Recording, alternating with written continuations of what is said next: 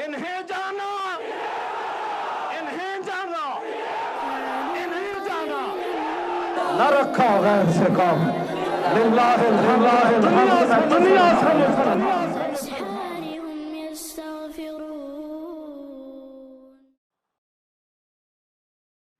کی محمد سے وفا تو نے تو ہم تیرے ہیں، یہ جہاں چیز ہے کیا لوح و قلم تیرے، مجھ پہ تحقیق میرے بات کرے گی دنیا، مجھ کو سمجھیں گے میرے بات زمانے والے۔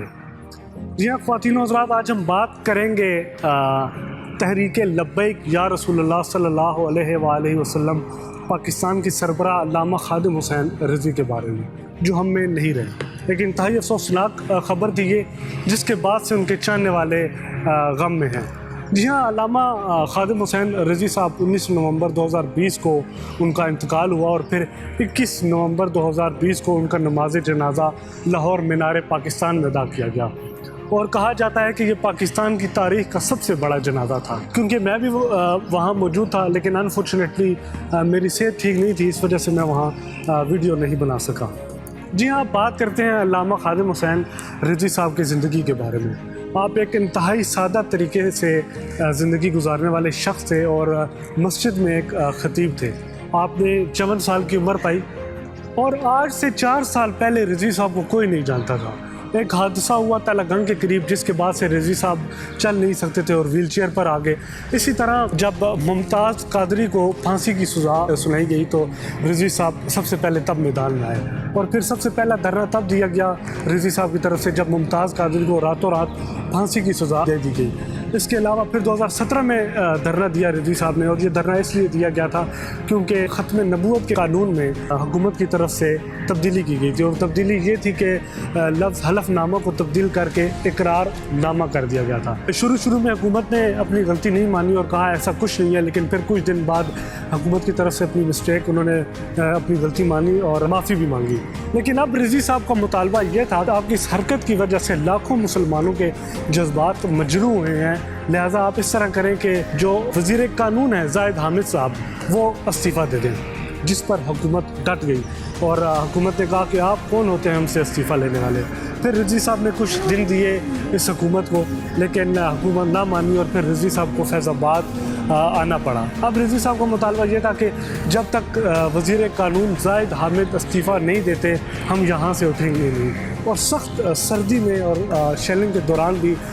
رضوی صاحب اپنے عام لوگوں کے ساتھ موجود رہے، اور اس دھرنے کے دوران اور اس دھرنے کے بعد بچے کی زبان پر لبیک یا رسول اللہ اور تاجدار ختم نبوت کے نعرے لگتے تھے۔ اور اس دھرنے میں حکومت کی طرف سے کئی مرتبہ آپریشن کیا گیا جو کہ ناکام ہوا، اور پھر اس طرح ہوا کہ 18 دسمبر 2020 کو حکومت کی طرف سے مطالبات مانے گئے، اور رضوی صاحب یہاں سے اٹھ کے چلے گئے۔ رضوی صاحب اکثر ایک حدیث سناتے تھے، وہ یہ تھی کہ تم میں سے کوئی شخص اس وقت تک مومن نہیں ہو سکتا جب تک میں اس کی جان، مال، حتیٰ کہ رشتہ دار سب سے بڑھ کر محبوب نہ ہو جاؤں۔ رضوی صاحب کا کہنا تھا کہ آپ میری ذاتی زندگی پہ کچھ بھی کریں، حملے کریں، مجھے غصہ نہیں آتا،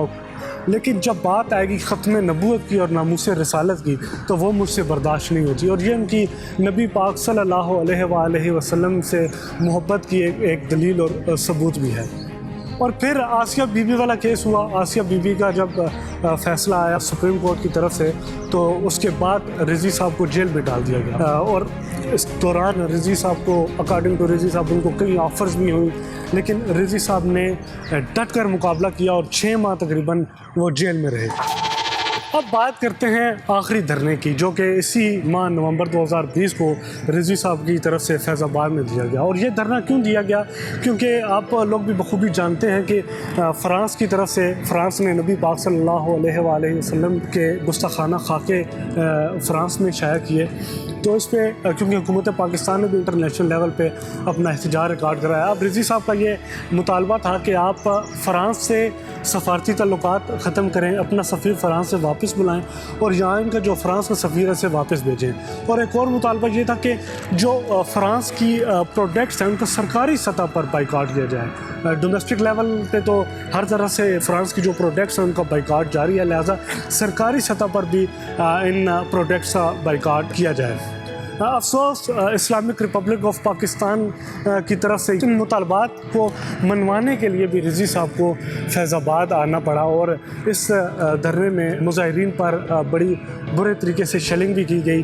لیکن رضوی صاحب نے اس کے باوجود اپنے مطالبات منوائے، اور یہاں وہ جب موجود تھے فیض آباد میں تو ان کو 103 کا بخار بھی تھا اور ڈرپ بھی لگی ہوئی تھی، اور تحریک لبیک یا رسول اللہ پاکستان کی جو انتظامیہ تھی اور ڈاکٹرز نے انہیں کہا کہ آپ جا کے آرام بھی کریں، لیکن رضوی صاحب نے عام لوگوں کا ساتھ نہ چھوڑا اور